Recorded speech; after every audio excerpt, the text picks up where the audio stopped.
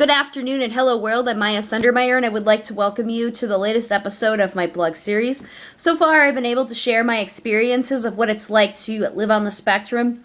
Other times I have and will give my 2 cents as to what's going on with autism in the media.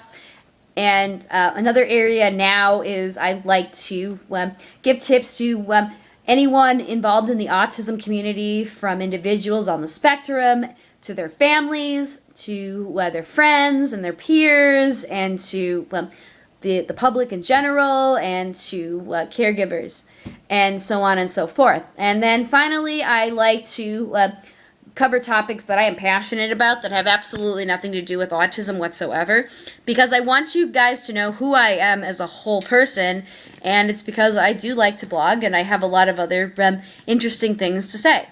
So, anyway.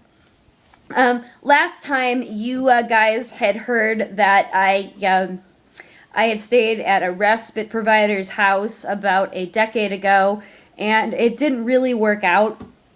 And she had basically appeared to only be interested in lining her pockets with money so that she could do more shopping and so that she could get ready for this great big birthday party. I mean, she was also very greedy and narcissistic, and she also could care less whether or not I could have been hit by a car.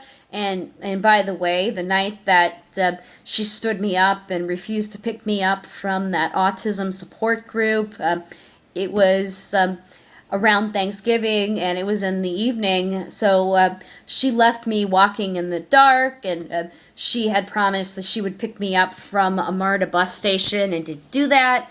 And then she did other really weird things that to this day make my skin crawl and just make me angry, because she had lied to me on the phone and said that God put her on this earth so that she could care for the gullible.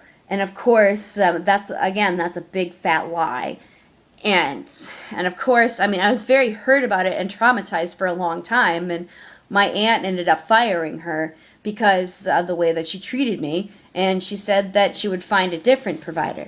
So anyway, I wanted to give you guys as parents some tips when it comes to finding a provider that's going to work for your son or daughter. And I'm not just talking about parents. I'm talking to you, aunts and uncles, and to your foster parents, and to your brothers and sisters and grandparents who may not be around forever.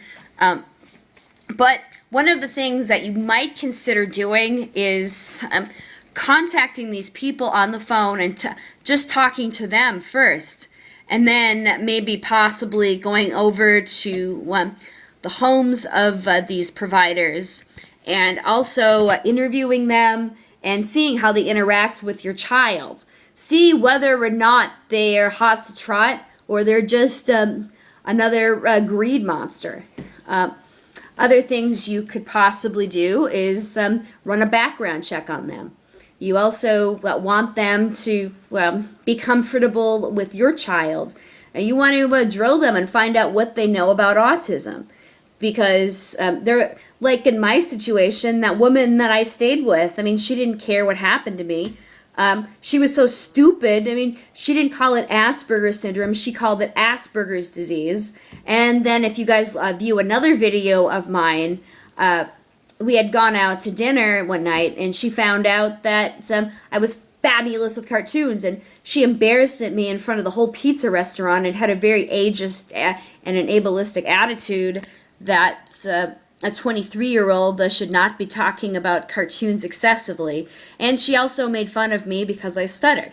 So you want to make sure that you're going to feel comfortable with the person, and that your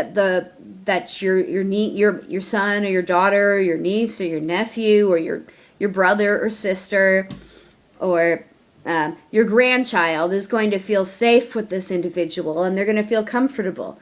You don't want to send them to a situation that's going to be a disaster.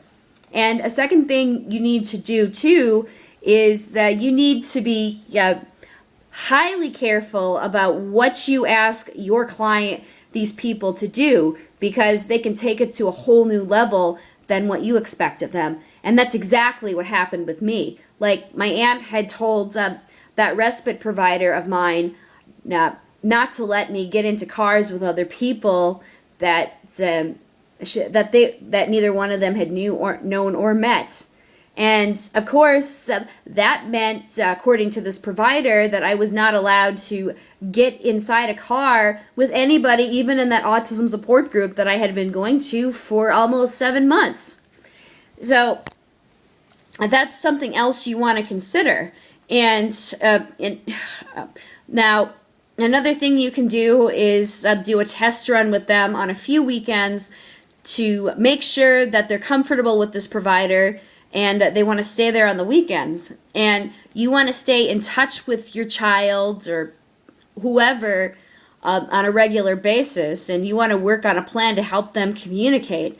Because, you don't want somebody that's going to put a front to your face and act like they care about the child or the adult when they really do not. They just want money. So anyway, if you have any questions or comments, parents or anybody else, I'm more than happy to hear from you. Please also do not forget to subscribe. Until next time, I'm Maya Sundermeyer.